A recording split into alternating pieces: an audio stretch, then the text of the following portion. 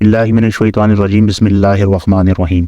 अस्सलामु अलैकुम दोस्तों, मशहूर पंजाबी सिंगर सिद्धू मूसेवाले को 16 महीने पहले यानी 29 मई 2022 में कत्ल कर दिया गया था।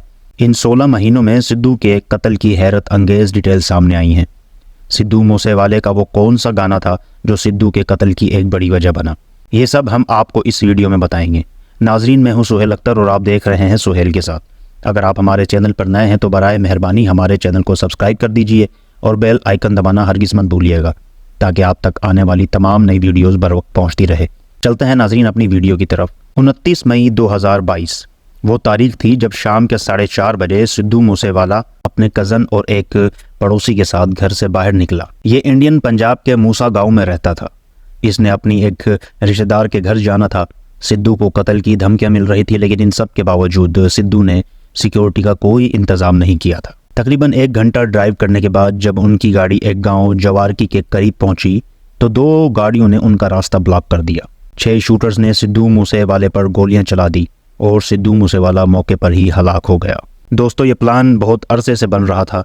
ये शूटर्स सिद्धू मूसेवाले की हर हरकत पर नज़र रखे हुए थे। उस शाम जब सिद्धू मूसेवाला अपने घर से बाहर निकला तो 2 लोगों ने उसके साथ सेल्फीज ली। ये लोग उसके फैंस नहीं थे, बल्कि दरअसल सिद्धू मूसेवाला पर नज़र रखे हुए थे और इसीलिए पिछले कई दिन से ये लोग सिद्धू के घर के आसपास ही मौजूद थे। दोस्तों, सिद्धू पर सबसे पहले अंकित नाम के लड़के ने गोलियां चलाई। आप जानकर हैरान होंगे कि उस शूटर्स की उम्र 19 साल थी।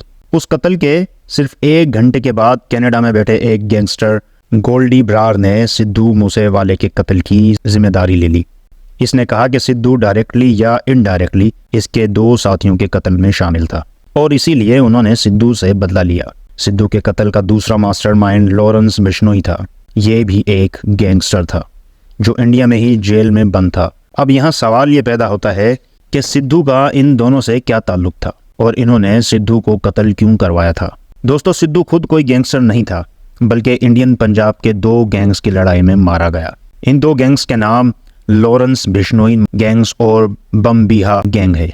सिद्धू को लॉरेंस बिश्नोई की गैंग ने मरवा दिया क्योंकि उनको लगता था कि सिद्धू उनकी गैंग के खिलाफ काम कर रहा है। इंडियन मीडिया रिपोर्ट्स के मुताबिक गैंगस्टर लॉरेंस बिश्नोई ने जेल में पुलिस को बताया कि सिद्धू मूसेवाला इनको चैलेंज करता था। 2020 में सिद्धू मूसेवाले का एक गाना आया था जिसका नाम बम्बिहा बोले था। इसमें इनके साथ एक और सिंगर अमृत मान भी था।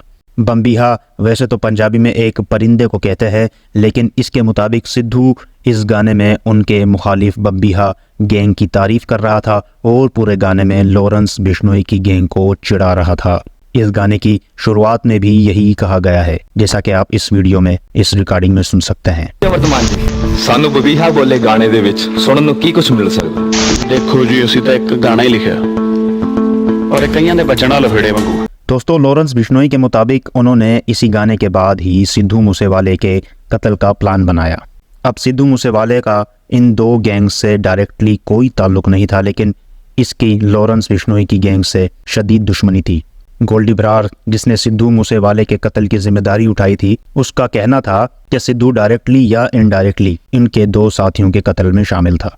अब सिद्धू ने खुद को कत्ल नहीं किया था, लेकिन अब ये लोग सिद्धू मूसेवाले को अपना दुश्मन समझते थे। लॉरेंस बिश्नोई को लगता था कि सिद्धू उनको चैलेंज करता है, जैसा कि बम्बिहा बोले सॉन्ग में हुआ। आज तक के लिए इतना ही नाजरीन, मिलते हैं आपसे अगली आने वाली नई वीडियो में।